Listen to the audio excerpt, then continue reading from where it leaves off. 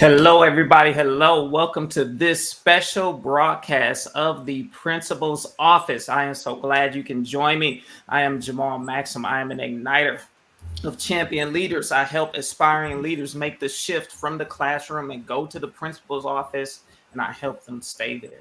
And so today's time is a special time because we are continuing a discussion that we did from a bonus session last week about how toxic supervisors hide in plain sight.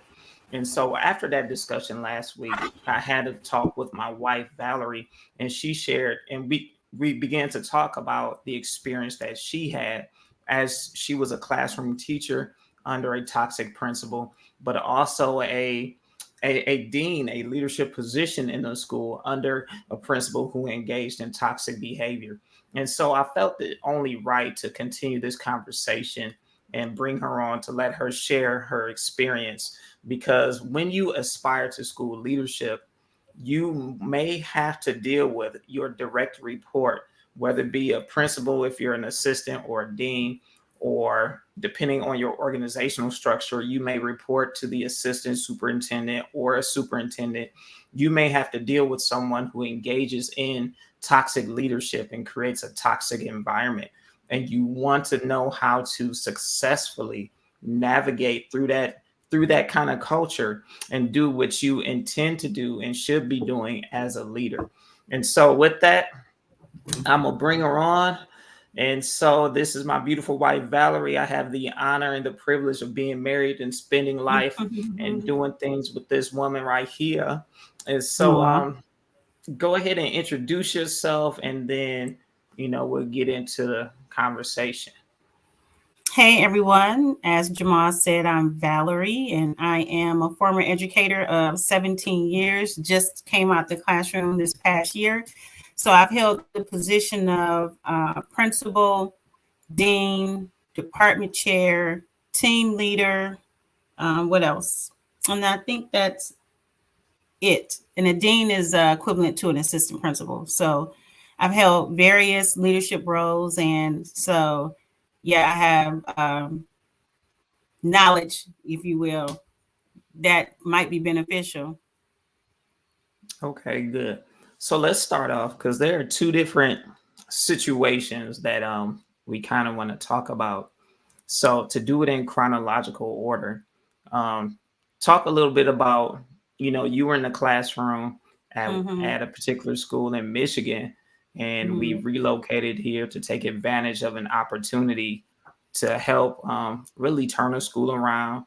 And nobody Mm-hmm. wanted to come to this school, and people were saying thank you for going to this school here in Mm-hmm. Cincinnati.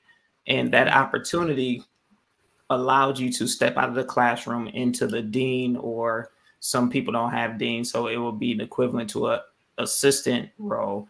So let's talk about that and talk about what happened there. All right, go ahead. Yeah, so I was a classroom teacher in Michigan, and I had a desire to come out of the classroom into leadership. What happened, I originally applied for leadership at one school and did not get the position, but the principal of that school asked me if I would be willing to come to Cincinnati with him and help him to turn the school around because they were looking for a dean or an assistant principal. And he, in his opinion, thought my disposition and mannerism and the way I interacted with the students would be beneficial and appropriate for the position. And so I said yes. However, he did not want to be the full-time principal of that school. So he split his time between Michigan and Cincinnati. He expressed to the board, if you will, even though they didn't have a board, but it would be equivalent to a board, that he would be willing to work in Cincinnati for a year part-time. So, which meant that he was in the building every other week. They had an intern principal that was in the building. And this intern principal was really subject to the principal that brought me. So he could make decisions, but ultimately he would have to run it by the principal who brought me, which I guess now I know caused some confusion, and he didn't like that. So nor did he like me because I came with the principal. So he felt threatened by the other principal, the person that was in charge that brought me. And so it showed through his actions and the way he interacted with us. So Jamal, I don't know, what did you want me to talk about? What happened there? Yeah, because, Okay. and I think it's key to point out that the principal who essentially gave us the opportunity there, Mm-hmm. he is a he was skilled in turning around schools. He helped Mm-hmm. transition and turn around the school that we both were working at the time. I was a Mm-hmm. full-time building sub and was just earning my teaching certificate. In that process, you were already teaching growing Mm-hmm. students 200% within 1 year.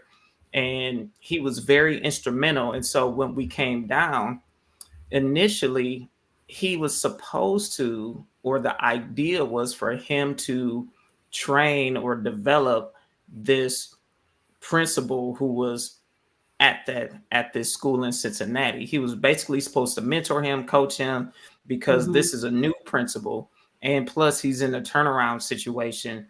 And then we Mm-hmm. come down there, and then describe some of the behaviors he was doing, especially when he tried to put you, or when he did put you in a classroom with all of the students who had like the behavior challenges all day long, Yeah. and still expected you to do your normal observations and everything. Mm-hmm. So let me see. Let me just go from here. I wasn't aware that the intern principal had an issue initially, because it didn't come out until I just noticed that everything that I did, it was never good enough. So for instance, we were in a meeting with a parent, and the student was misbehaving, and we were having a meeting about it. And I believe the student was on the IEP. And so he made a comment to the parent, and then I made a comment, which was opposite of what he said. So when the meeting was over, he pulled me into his office and he said to me that I should never disagree with him again in front of a parent. What kind of mess? So it's Mm. just that kind of stuff started happening. So ultimately, he put me in a classroom. What he did, because suspensions count, of course, against the school, not only with the managing body, which this was a charter school, so the governing body, but also with the state. So what he didn't want to do as an intern principal, of course, he was trying to make himself look good, and I understand that. He didn't want to suspend a lot of kids. So his option was to take I think it was like the top 5 kids from each grade level in middle school, as voted on by the teachers, and put them all in one classroom with me. So then Mm. he assigned me the task of teaching them. And not, I don't think he even really cared that I did anything administratively, because I think that was his point, that he wanted to remove me from uh, administration. I don't know. Is there a problem, Jamal? It just I'm having some, since you just asked me why we're live. You could have Well, what? responded in the chat. I just That's noticed that okay. there's a little freezing of your video, so I wanted you to check your Wi-Fi to see if you're on the right Wi-Fi.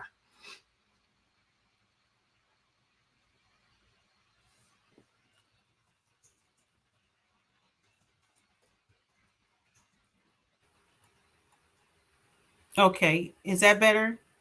Yes, that's a lot better. Okay. Um, So he put me in the classroom, but I think his goal was to um, get me out of administration, period. So just to put me somewhere else, because he couldn't technically fire me. So he put me in a classroom where I think I had about 25 or 30 children that were considered the top behavioral problems, if you will. And at the end of the year, my classroom outscored everybody on the end of the year assessment that was the NWEA or the MAP. And I'm sure some teachers are familiar with that. But like 90%, 85, 90% of my students reached or exceeded their target. However, when I showed him that, it wasn't a pat on the back. Mhm. So he took an opportunity when I was upset with the students because they, of course, were the students who misbehaved.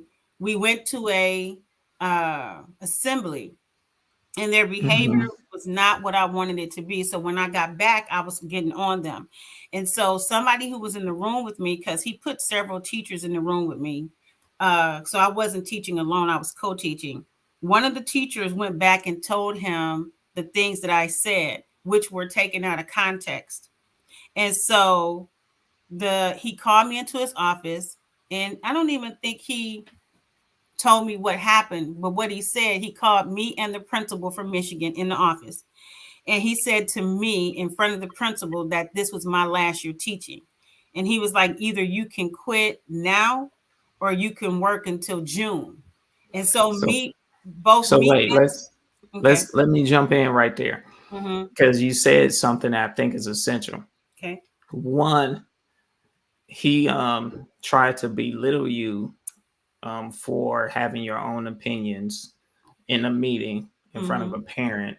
Mm-hmm. And then after that, he took all of the behavioral students voted by teachers. So you know they chose those who had the biggest behavior problems, Mm-hmm. put them all in one self-contained room, Mm-hmm. put you in there to teach, gave you an Mm-hmm. assistant who didn't have a teaching license.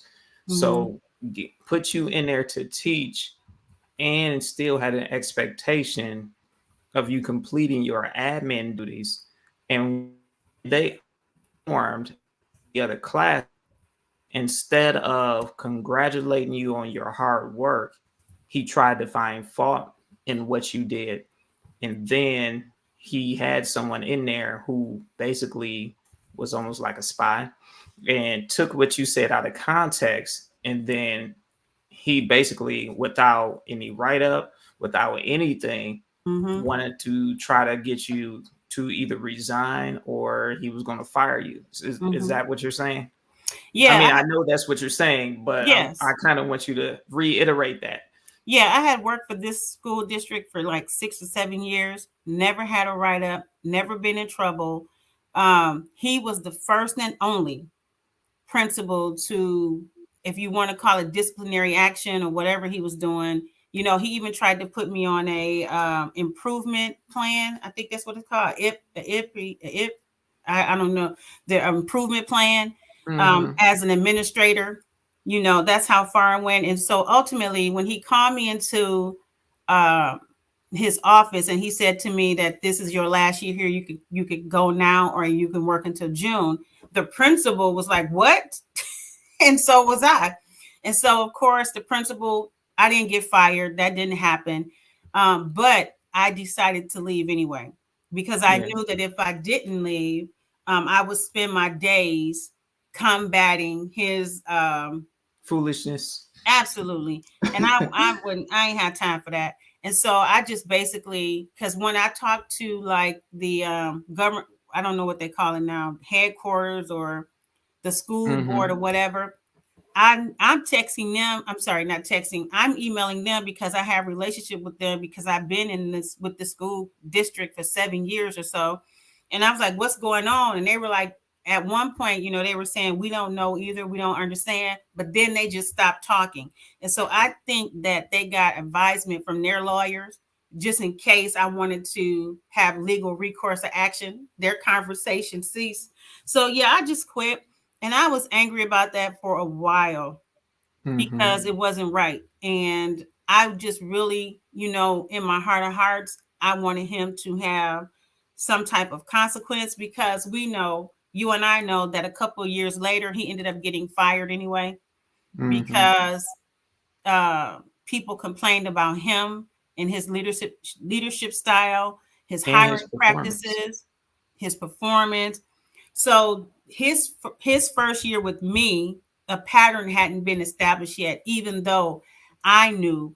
what was up with him. But about year 3, I don't even think he made it to 3 years, maybe he was gone. But see, here's the funny thing with that is one, what you said was essential because it was toxic leadership, but a pattern hadn't been established.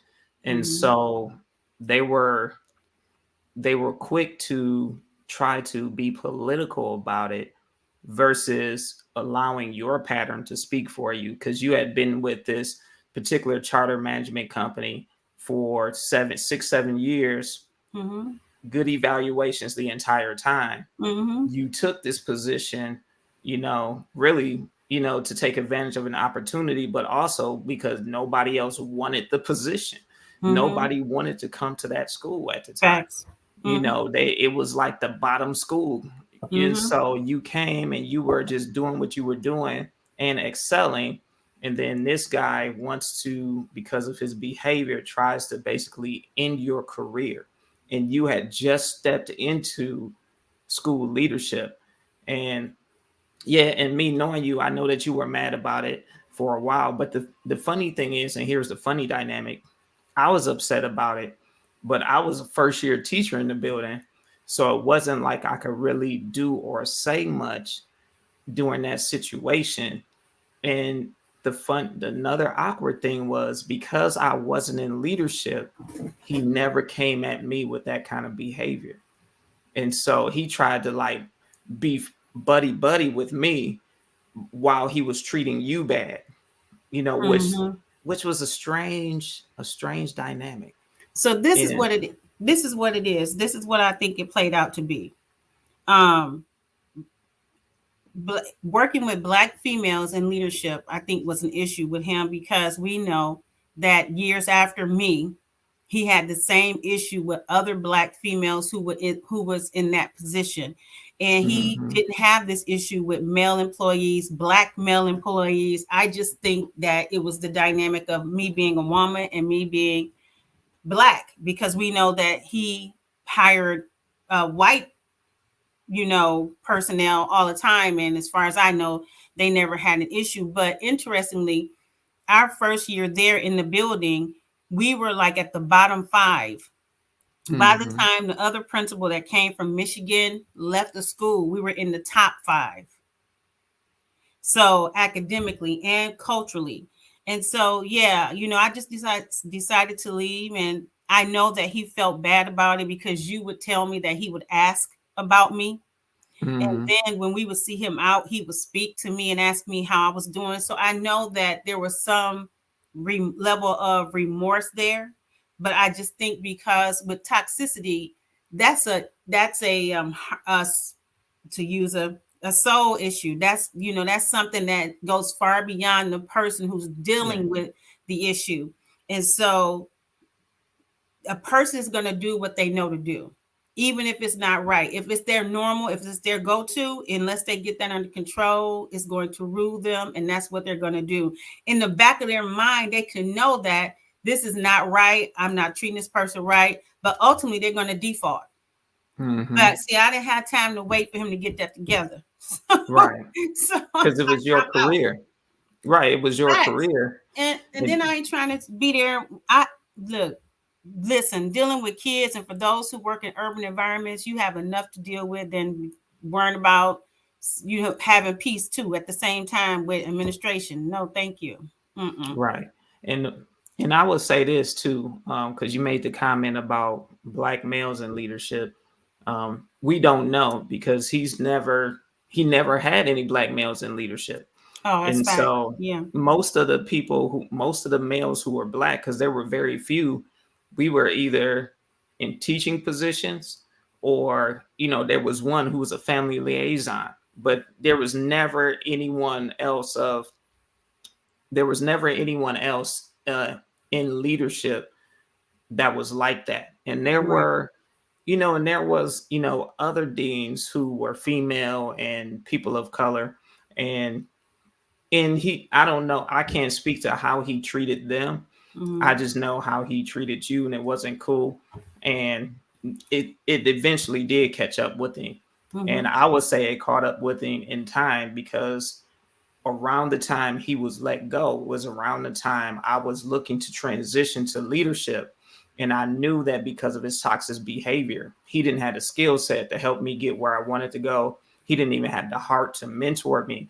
And so that's when I ended up meeting, the principal who ended up mentoring me, who actually was a principal at the sister school here in the city, and ended up taking his place. Mm-hmm. And so yeah, I mean that's important to know. For an aspiring leader, you get your position, and then you deal with someone who has a soul issue Mm-hmm. and start displaying toxic behavior, Mm-hmm. especially it's your first year in administration. And if Mm-hmm. someone isn't confident in their own ability or in who they are, they can Mm-hmm. wonder or think, is something wrong with me? Am I not cut out to be a leader? Maybe I should have stayed in the classroom, or maybe I shouldn't. And in our case, maybe I shouldn't have moved to another state. We came from Michigan to Ohio, and it was like, should we have moved here or not? And so all of those questions can come, and a person can question themselves, all because of this person being toxic and really trying to tear you down in order to make themselves look good. And so, but you Let me, decided to exit, yeah, can and I add something to that? yeah, go ahead. Um, for me, I know that I knew myself as a teacher. I knew my strengths, my areas that I needed to improve upon. And I was still learning myself as a leader in that position. But one thing I never doubted, and hopefully that no one else will, is my ability of what I Mm-hmm. was able to do. So I knew that his issue was not my issue, but I had to decide how much of his issue did I want to allow to be a part of my day to day. And I didn't want any of it, because you can be with a toxic leader and you can decide to stay, but and you determine how much of that you're going to put up with, deal with, or whatever. Mm-hmm. And just in the midst of that, don't lose the fact that you know who you are, you know your ability, you know what you're called to do, and still hang on to that. But for Yeah. me, no, I never Yeah. doubted me, but I understood, the issue was not mine. So, Right. Which is good.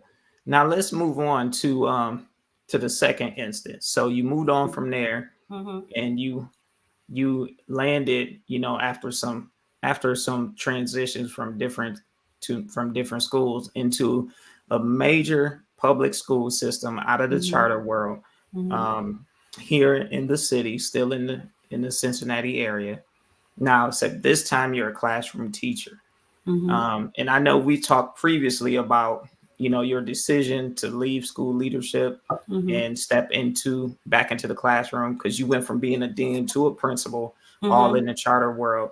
And so, but can you briefly give a little context as to why you went back into the classroom, and then describe the environment at this particular, public school.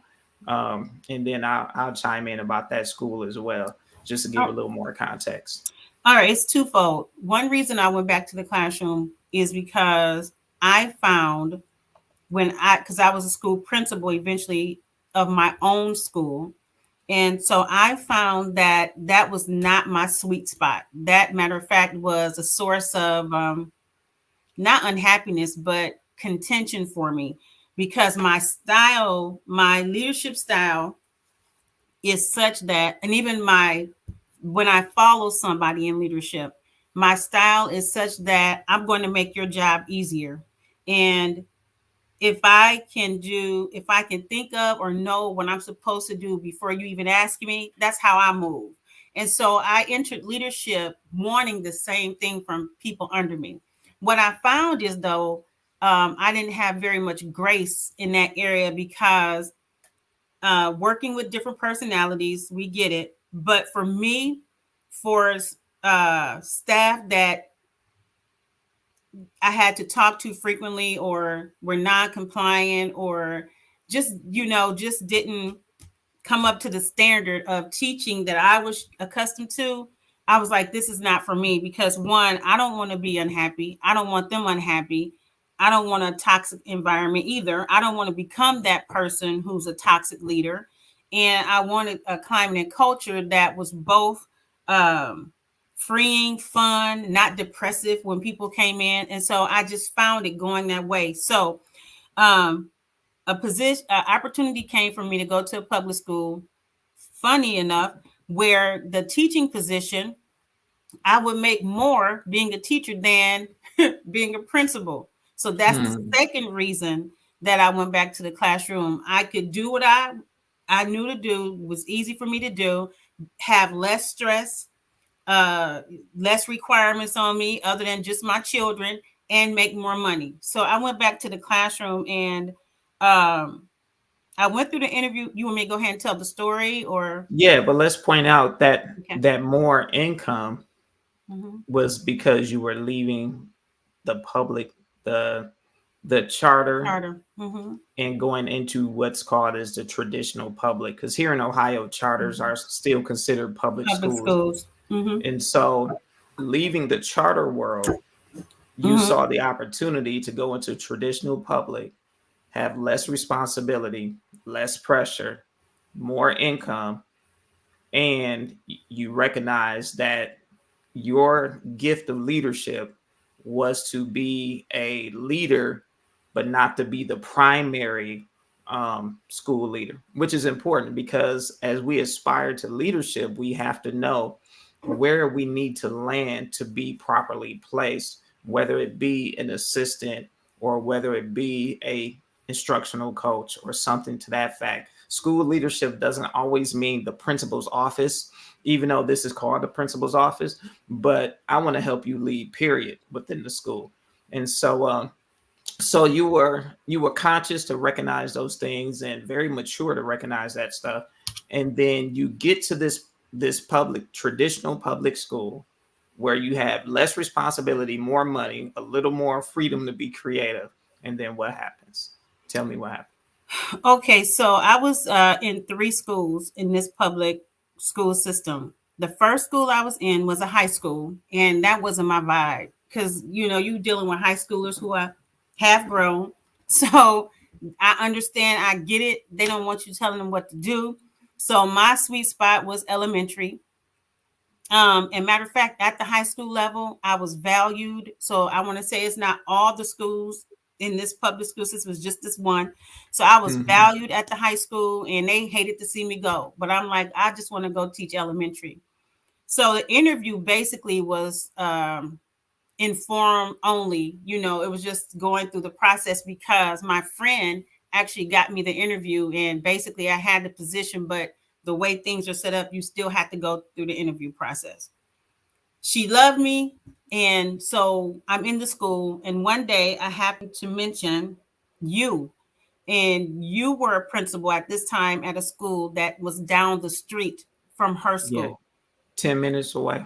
Yes. And when I say everything changed from that day forward, and she didn't hide the fact that this is why things changed because she told me herself, and this is not just hearsay, she told me that she thought I was there to steal her students to get them to go to your school. So let's pause right there. So you are in this particular school. Mm-hmm. They love you in the interview process, Mm-hmm. give you the position. Yep. And I think at that time you told them, you didn't say this now, but I remember you telling me at the time, you mentioned to them in the interview Mm-hmm. that I was a principal Mm-hmm. at the charter school 10 minutes away. No, And did you tell them that up front? Because I thought no, you not told me you no, did. not in an interview. This was at Okay, another time. I was talking to the principal, and I got it. just happened to mention you for some reason. I don't even know how it came up, but I just happened to mention you and say that you work down the street. Right. Because she And had heard of the school already, but didn't know that I was the principal. yes. And so she really thought, or maybe, I don't know, she really thought that I was there to steal students. I was there to So spy.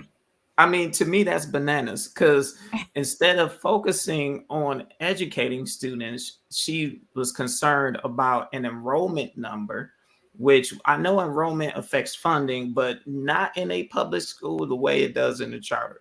And so she was so concerned about losing students that she thought that you would come work somewhere to convince students to leave your school building to come to my school building.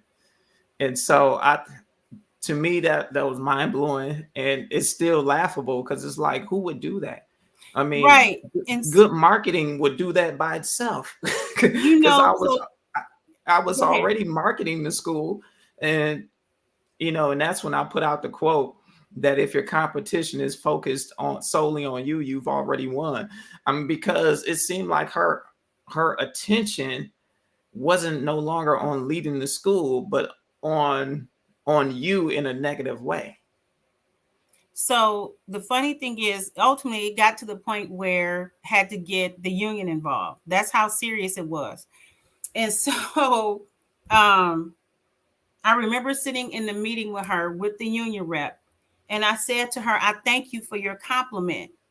And of course, she didn't know what I was talking about. I said, "Apparently, you think so high of me that you think I have the ability to influence the population of your student body and have them leave your school. That's a high compliment." But then I said to her, that also tells me what you think about yourself. Mm. And so the union rep, she didn't say anything the whole time because, in there, they can't make faces and things like that. But after the fact, she was like, I was shocked. My mouth was on the floor when you were saying some of these things. And I said, at this point, because moving on from the first situation, I refused to go through this situation again, the same way I did that first situation, and not stand up for myself, so to speak. And so I was just like, I said, this is the craziest thing. I said, you're literally sitting here telling me that you think that I'm going to steal. I came here to steal your students. Who has that kind of time? You have students 3 and 4 years below grade level. They cannot do multiplication facts. Oh, so let me tell you. So somehow she learned of your position before school started. So it was like a week before school started.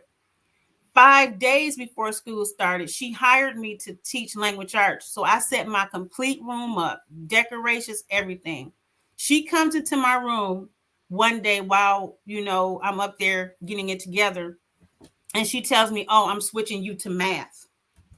So What?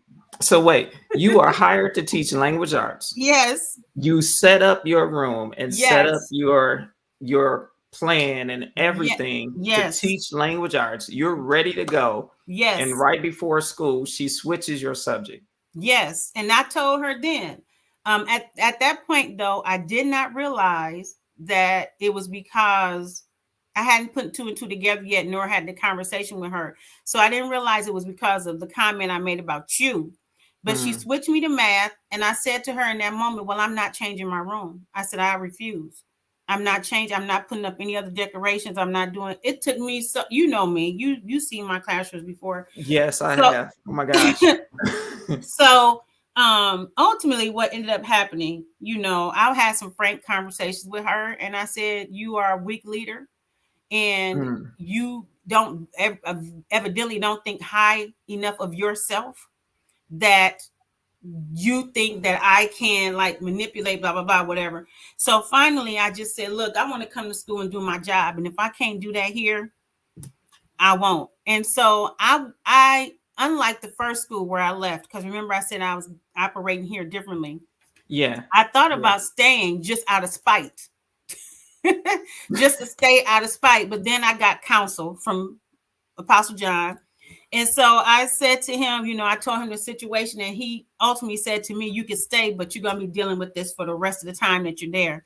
All And right. so Let's pause right there. Let me jump in right there. Okay. And so I want us to notice, which is why I wanted to take the time to share both incidents, because you were dealing with toxic behavior in 2 different environments. Yep. One as a school leader, another as a classroom teacher. And thank you for that comment. We had someone watching on LinkedIn that said they're dealing with this right now. And so, but the second go round, you were like, I'm gonna speak up for myself. and you said some really stuff. I mean, some really intense stuff. You told somebody to their face that they're a weak leader and don't think highly of themselves. Right. so, I and said that. so, Yeah. And then I said to her, and I even used the example, I said, have you ever seen the owner of Burger King go across the street and talk to the owner of McDonald's and say, I don't want you across the street from me? I said, no. What kind of sense does that make? I right, said, even though my husband is down the street from you, that shouldn't impact anything that you're doing. If you're going to be excellent, you're going to be excellent anyway. And so I said that, the same thing. Burger King is not worried about McDonald's. They're going to do their best burgers and they're going to do their best burgers, and it's going to be what it's going to be. But yeah, at that point, I'm so over, because the issue and the person that, I hope they're still here, the one that commented on LinkedIn. Are you still hmm, here? Are they still here? I believe so. Oh, Unfortunately, I can't okay. comment back on LinkedIn, and Okay. so, but But let me Dr. say, Angela, you can comment and put any questions in the comments, and we'll see them. But I just can't comment back to you right now. so her Um, name is Dr. Angela. yes. Okay, so Angela, listen, what you have to understand, and I don't know where you are in this tier, if you are admin or a teacher or in between those, but what you have to understand is that person's issue is not your issue, and don't let it become your issue. And you have Yes. options. If you want to stay, stay, but just determine how you're going to stay. It make you have all the say in how you stay, which means that if you stay, you may need to get your union involved. So, for example, at the second school, I got the union involved and I said that she could not evaluate me. And she had to Mm-hmm. adhere to that. No, you are not evaluating me. Because it got to the point where she was coming into my classroom. I didn't trust her. And she was saying things were wrong or lessons was wrong. Now, remember, this whole time, I never received a negative evaluation ever as a teacher in 17 years.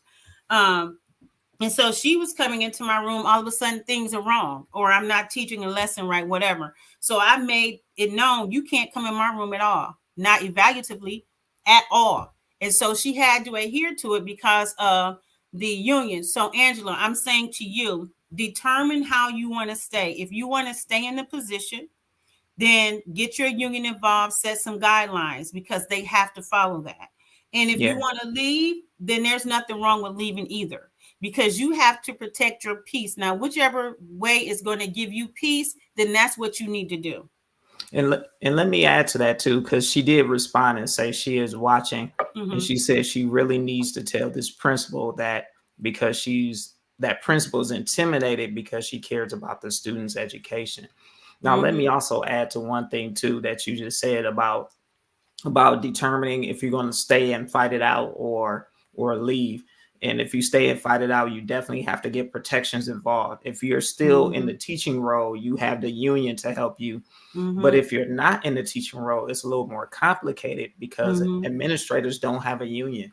When Right. I dealt with politics and people tripping on me in one particular district, I didn't have union representation, and I Mm-hmm. didn't have people who would really stand up for me to the degree I needed. I mean, they did a little bit, but they could only go so far because they didn't want to be targeted themselves. And so I ended up having to have legal representation. And Mm-hmm. so, yes, your piece is definitely more important. So you have to determine um, your exit strategy and where you're going to go. Because sometimes, for me, I'm a fighter. I'm like, look, nobody takes anything from me. If I leave something just by choice, nobody's going to drive me out. Nobody's going to push me out. And so Mm-hmm. if you have that kind of mentality, you have to think about, is this the fight I need to be fighting?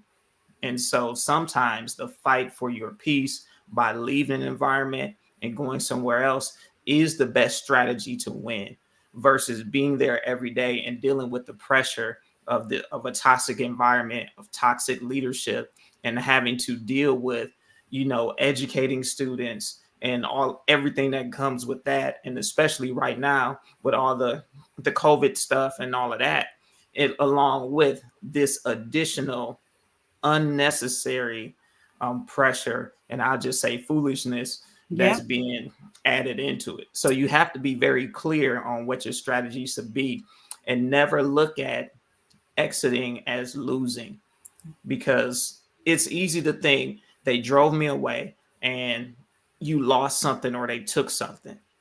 You have to look at it as you making a strategic shift into something else or into another place where you will be valued. And So so, I don't know. Is Angela in administration? Did she respond to that, or is she a teacher? I'm not sure if she's in administration or not. So She did, ultimately, she did quote, you should, I don't know if you can see the comments as mm-mm, well on I your can't. end. Mm-mm. Okay. She did say Ultimately, when her final day was, and that the toxic principal's boss wanted to know why she's leaving because now they have no one to cover them. please, I would listen here, Angela. Listen, I would use that to my advantage. So if you want to stay in that school district or wherever you are, just not in that position, I will show enough work that to get me another position within that district, unless you just feel like you need to walk away. Ultimately, what happened to me, I had the final meeting with this principal, and I was like, I just, I want peace when I come here. I'm not looking for, I want to be able to do my job. And I said, but since you have issues, and I told her this, I said, I cannot allow your issues to become my issues. So I'm leaving. And so what happened, I had the union put me in another school, which was great and everything. And I was at that school for 6 years, no problems at all. But if you want to stay in that school, Angela, or that school district, then since they're willing to talk to you and you have their ear, and I don't know if you pray, but pray before you have a conversation and just Mm-hmm. let God lead you as to what to say so that favorably they can respond on your behalf. Because you Yeah. don't have to completely walk away unless you just feel like it's just that time. Yes, absolutely. And thank you, Angela. We are glad that you are here as well. She Yes. commented and said that she is so glad she came on here. And Mm-hmm. yeah, and we're glad you're here because that's why we're here. We're here to um, help people navigate through what's going on, especially those that are in education and aspiring to leadership, whatever the level of leadership that you're Mm-hmm. in. And Yep. so, man, we're 43 minutes in. There's Yeah. so much more we can talk about with this. We might, and I might swipe and another live, or we jump on the clubhouse where people can come on the stage and ask questions in real time without the chat feature, and where we can actually hear them ask the questions. So you eventually, you did share how did that end. So can you re-emphasize how that ended, because we know you went to another school, but Mm. can you just really highlight a little more of that Yeah, I went. before we end? Yeah, so I went to another. I ended up going to another school, and so this is the funny thing. I'm at the school maybe for a week or whatever, because I'm telling my friend. Remember, I said she's the one who got me the job, but she ended up staying. But it became bad for her because Hmm. then the principal felt like you brought her here and you knew that her husband was a principal down the street. Oh, you ain't got my back. You shady too. So then the principal started going after her. So I'm calling and talking to her, and I'm telling her about the school I'm in. I'm like, oh, it's cool, it's laid back, girl, over here, you're gonna love it, etc. Right? So it gets back to the principal that I'm saying these things about the school. She calls the new principal on the phone Wow. and tells him that I'm talking bad about the school. So he calls me to the office. This is like the first week I'm over there. And he was like, well, I just got a Wait, hold call. on. Before you Okay. say that, let's put a pause on that. Let's rewind that. Okay. Hold on. Flag on the play. Mm. She this principal, you're at another building. Yep. This principal calls the new building Yep. and speaks to your new principal Yep. to try to say that you were talking bad about the school in order Yes. to try to damage your reputation at a new building Yes. when you're not even interacting with her anymore. Technically, Yes. she don't have to see you again, hear your name again, or anything. Yes. Yes. What the heck? Because she was upset. Let me tell you what happened. So when I left, the union rep that was in her building then was free to express everything that I had said about her. But I also shared with her the same thing I'm telling you guys about why she was riding my back and et cetera, et cetera. When people ask me, why are you leaving? I told the truth. She found out that everybody knew why I left, and that made her upset. So she called my principal. He called me to the office and he was like, she called me and said, you talking about the school? And I'm like, one, I'm grown because now I'm in a different mindset because I'm not that new leader those years ago where I'm in the office talking about you can leave now or at the end of June. I'm totally different. So I'm like, I'm grown. I can say what I want to say, but I wasn't talking about the school, right? I said, because you can't check me really. Even if I did say something about the school, you cannot check me about that. So ultimately, we go on. So he's the principal still learning me, you know. So another couple of days goes by and she emails me and the principal. And she says to me, the calculators are missing from your classroom. There were 25 calculators and now all of a sudden they're gone. I'm like, I left the calculators there when I left. They were in such and such a place. She must have emailed me 3 times or more. And eventually I just stopped responding. And I emailed my principal, my current principal, and I said, I'm not going to respond to her anymore. So ultimately, he even said to me, dang, what did you do to her? She won't even leave you alone and you in another school. Now, this is him talking. Wow. So eventually he comes in my room and he watches me teach, right? So he pulls me to the side and he was like, did so-and-so ever see you teach a class? And I was like, nope. He's like, not one time. I was like, nope. She never came into your room to evaluate you? Nope. Because he thought that I was sent to his school because, you know, the union put me there because I wasn't an effective teacher. His school was considered a low performing school where you had a lot of behavioral issues and problems. So they typically, what they do is put teachers over in those kind of buildings who are really not performing very well. And I wasn't one of those. So it was just like, she's tripping. But let me say this. So just like the first principal, she sees me out at the store. Now my back is to her. She comes up and taps me on the shoulder and she says to me, oh, how are you doing? I was like, oh, I'm good. How are you? You know, she's like, how's your year going? So just like the first principal felt bad and was dealt with and convicted, she was too. Because I'm like, so, you know, it is what it is. And so, yeah, I'm in a better place. And you know, hey, she probably still getting down the way she get down. You know, people scared of her. They didn't want to say anything about her, which they made that known to me, that it was a culture of fear in that school. And they said to me that if you say anything against her, she makes it difficult on you. Wow. Now, to me, that's not only a shame because of how she treated you, because to be honest, I was blown away because I was like, I knew I was rocking it out at the charter school, but I was like, man, she's that focused on me, what I'm doing. But to me, it was like, it should have been over it shouldn't have never started, but I thought it would have been over when you transferred to another school. But for her to continue to pursue because of her own reputation, because her own behavior was actually brought to light, you know, to me shows a sign of immaturity. And I'm gonna be real honest and transparent. Even though this is all over the internet, I lost a lot of respect. I had zero respect for her as a leader because of how she treated you, and then how she began to treat your friend who was still there, and the things that I heard in the building where they couldn't have their own opinion. If they disagreed, she made it difficult. And she had this fear-based leadership.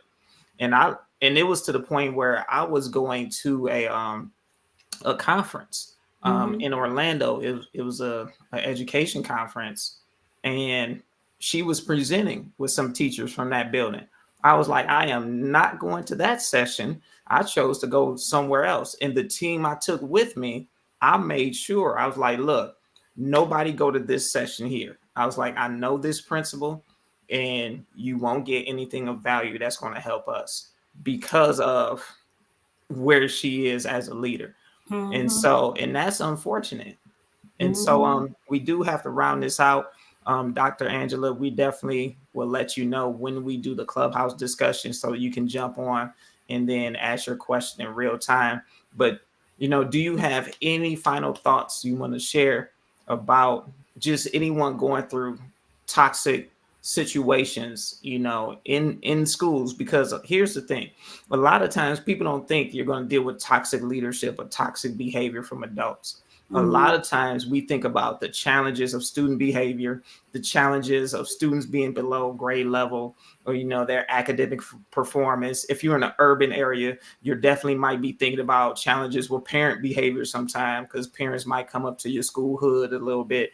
And so, but we never think about, wow, when I get into my classroom, this principal might target me for whatever Mm-hmm. reason. Or when Mm-hmm. I get my first school leadership position, they Mm-hmm. might target me and basically try to damage my career, or Mm-hmm. damage my reputation, damage my voice, or try to limit my impact because of their own toxic stuff that they have going on.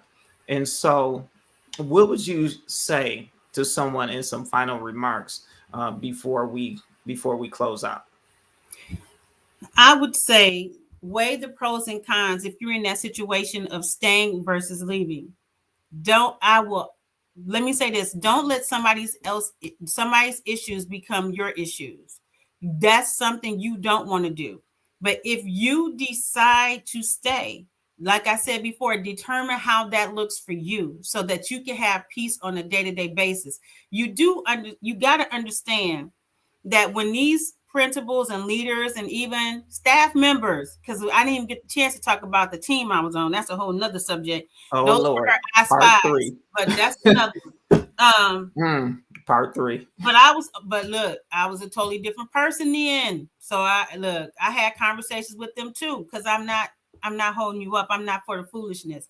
But decide what you want to do and then how you want to do it.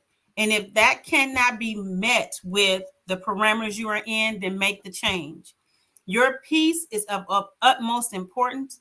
Believe it or not, I know this is probably not popular to say, but your peace is the primary thing, then educating Mm-hmm. those kids. That's secondary. And whatever else after that. Because if you don't have your peace, you most definitely not going to have your health. You talk about stress. We could go on and on and on. That's my passion area. So yeah, just decide how you want to stay, what that looks like. If it doesn't work for you, make the transition.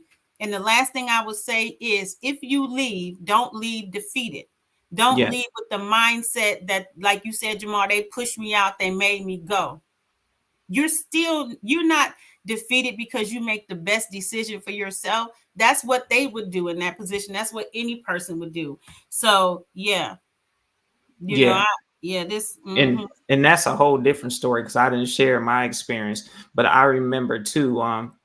And I want to add to that, don't let nobody, if you decide to leave, don't let anyone put a guilt trip on you and say, oh, you don't care about the kids. Because mm-hmm, that was what was said to me when I decided to leave the charter school to go to the traditional public.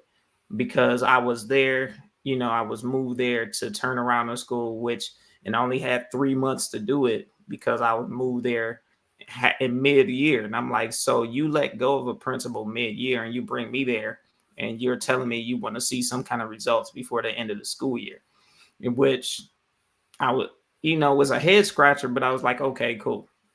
Because I wasn't concerned about being let go or anything like that.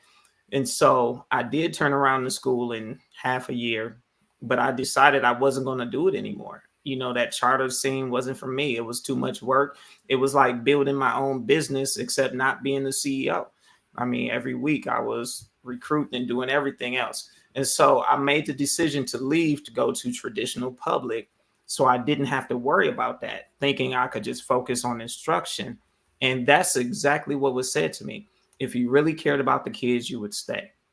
And so I really want to highlight that, because if you decide to go to another school, go to another district, or whatever the case may be as your best course of action, don't let people play that reverse psychology game on you, talking about, well, if you really cared about these kids, you would stay, or you're only doing it for the money, or you're only doing it for this. No, you know why you're doing it. You don't have to explain to anybody why you're doing it. You don't really need anybody's permission to do it. And so you don't have to feel like you even have to respond to that game and that wordplay. It's when you make that decision. And so this has been a great conversation. Oh, I know we got to go, but can I just share briefly, 60 seconds? Yeah, go ahead. I was in another toxic environment. See, because toxicity can show up in any way. So Yeah. I only talked about the 2 ways that the principal actually came after me, wasn't appreciative of me, so to speak. But I was also in a toxic environment where the principal thought highly of my ability. But she was so insecure that everything that happened, whatever was brought back to her, she had us in her office. Oh, I Lord. heard you guys said, somebody was talking about, technically, you can't, how you gonna call somebody into your office to talk about something they said that's none of your business? Even if they did say it legally, you can't call a Right, you teacher. can't.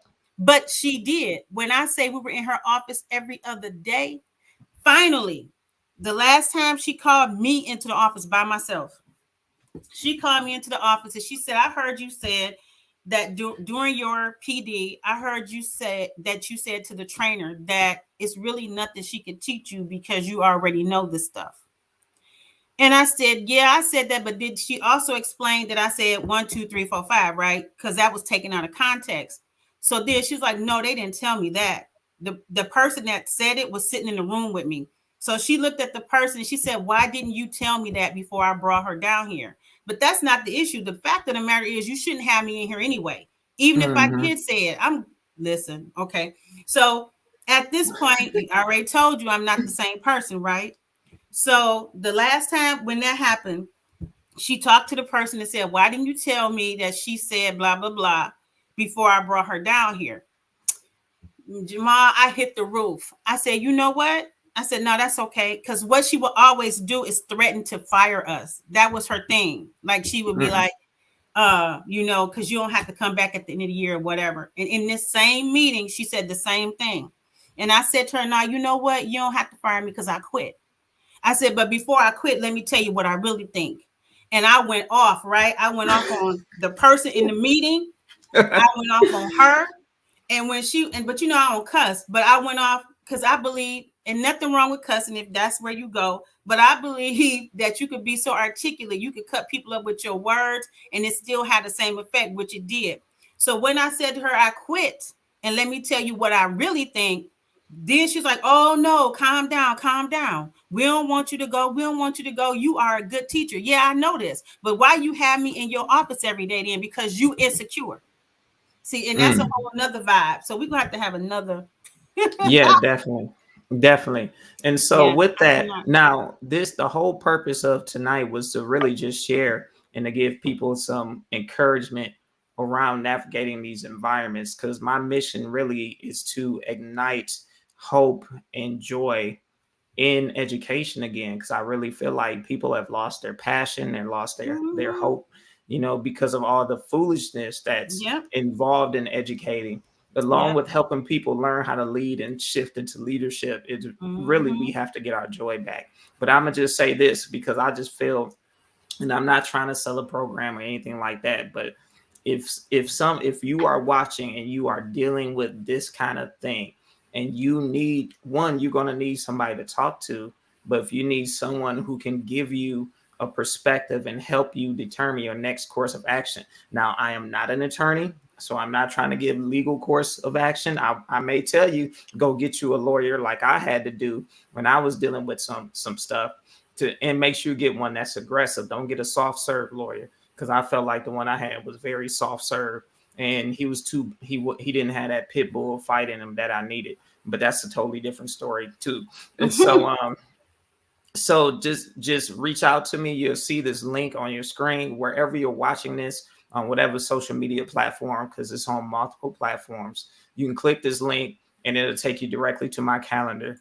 get a session with me. It's confidential, and I will, just give you the best advice I can to help you navigate through this situation that you're in, because you have to be emotionally healthy and whole in while you're educating. You shouldn't have to sacrifice your own mental and emotional well-being trying to educate, because you're dealing with people who haven't dealt with their stuff. A lot of times toxic behavior comes from, like Valerie said earlier, a soul issue. And if they don't deal with it, they're going to keep lashing out. And you can't let someone's lack of ability to deal with their stuff either cause something for you or interfere with what you're doing in terms of educating and stepping into either the leadership role at whatever level, or being a person of influence or leading while still in the classroom. And and I'm telling you, I'm not trying to sell you a program or anything like that. I just really want to help you, because in order to really do what needs to be done for our students, I want to make sure that I can do what I can to help you be in the mental and emotional place that you need to be. And so with that, we're going to end it, and we're going to sit down, Val, and plan the next one that we can jump on so we can continue this conversation. And we'll probably have to either multi-stream it on Clubhouse or make it solely on Clubhouse so it can be more interactive and people can get asked their questions in real time without the chat. And those of you watching, we appreciate you watching. Remember to like, share, comment on the video. Those who are commenting, we appreciate those comments. Depending on where you're watching from, some platforms let us comment back right away. Some platforms don't. So if you're watching on LinkedIn, we can't comment right away if you comment to us, but we appreciate it. And we're here to help, we're here to serve and help you walk out. And I'm just be very clear, we're going to helping you walk out your purpose and destiny and fulfill your assignment as an educator. And I know that's a different kind of language than you would probably hear, but that's my best way of explaining it, because I believe that you're in education for a reason, and you want to fulfill that reason that you became an educator in the first place. And so with that, we're going to be done. And remember to check us out next time. Follow us on social media and to be looking out for the next time for the next video. It'll most likely be sometime next week. All right. So I want you to lead like a champion, and I want you to be successful. Bye. Goodbye. Have a great evening.